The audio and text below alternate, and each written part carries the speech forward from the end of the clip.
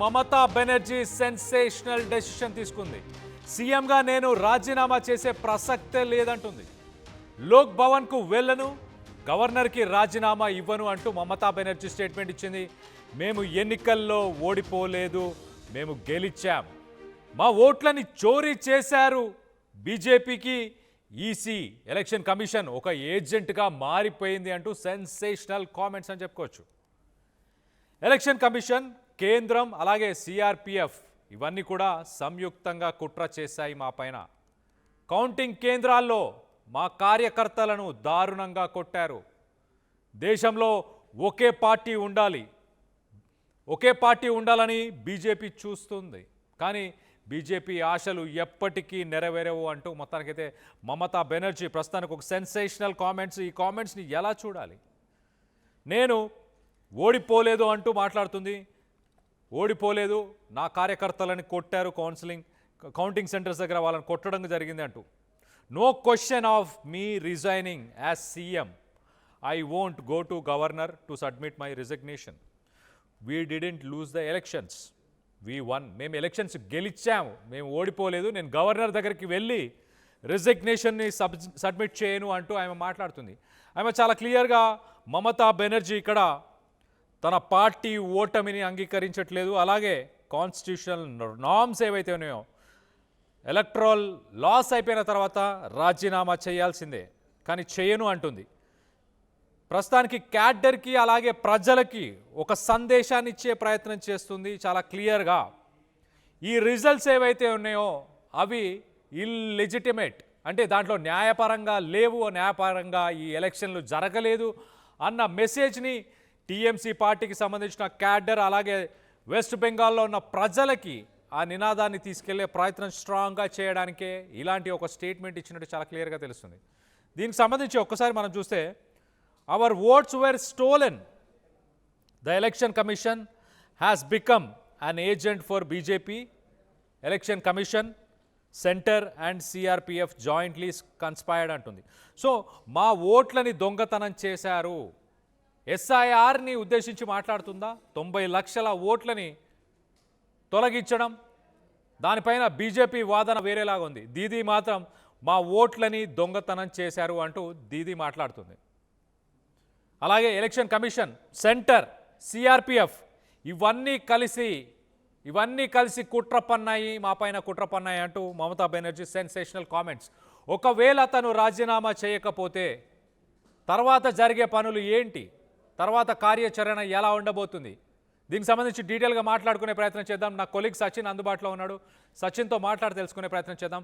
సచిన్, ఇక్కడ మమత చాలా interesting comments చేస్తుంది. నేను రిజైన్ చేయను ఉంటుంది. ఒకవేళ తను రిజైన్ చేయకపోతే తర్వాత ప్రొసీజర్ ఏంటి, తర్వాత గవర్నర్ ఎలాంటి స్టెప్స్ తీసుకునే అవకాశం ఉంది, కాన్స్టిట్యూషన్ ఏం చెప్తుంది? ఇక్కడ నేను రెండు ఆర్టికల్స్ ని ప్రస్తావించే ప్రయత్నం చేస్తాను Kalyan. Article 172 at the same time article 164. ఈ ఆర్టికల్ రెండు చూస్తే కనుక క్లియర్ గా అర్థమైపోతుంది. బట్ వాట్ ఇట్ సేస్ నేను చెప్పే ప్రయత్నం చేస్తున్నాను. Article 172 of the Indian constitution defines the duration of state legislatures. It mandate that state legislative assemblies last for 5 years. ఇక్కడే క్లియర్ గా ఉంది. అండ్ కంటిన్యూ చేసే ప్రయత్నం చేస్తున్నాను. ఎప్పటి నుంచి? From there first meeting with expiration resulting in automatic dissolution, though they can be dissolved earlier. ఇది article 172. ఇది ఇక్కడ అర్థమైంది. And article 164. Article 164 of the Indian Constitution governs the appointment, tenure and the responsibility of state ministers. It mandates the governor to appoint the chief minister and other ministers on the CM's advice, with the council collectively responsible to the state assembly holding office during the governor's pleasure.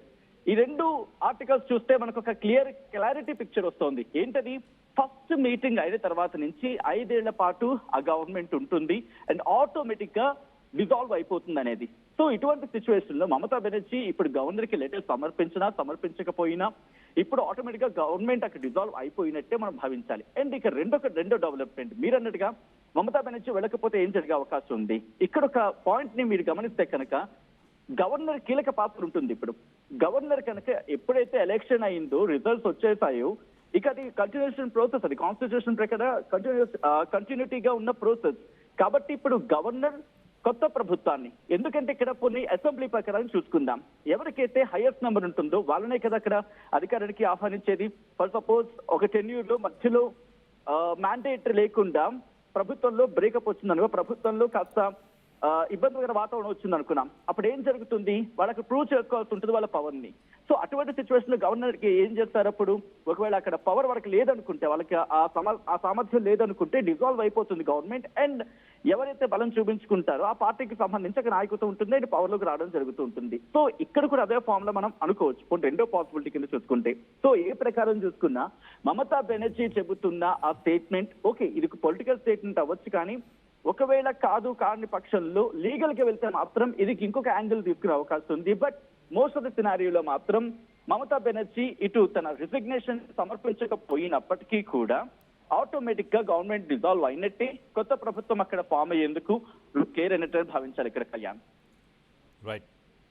Right Sachin, thanks for the latest update. మొత్తం మీద ఇటు governor, pleasure of the governor దానిపైన depend అయి ఉంటుంది చాలా క్లియర్గా.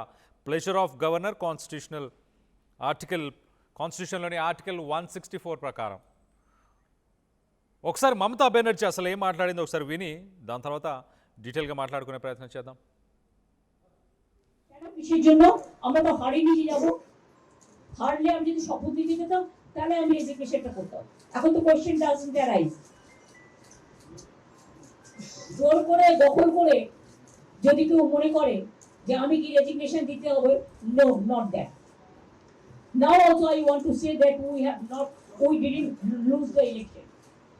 It is their forceful attempt to defeat us. Officially they may, through election commission, can defeat us, but morally I am telling you that we won the election.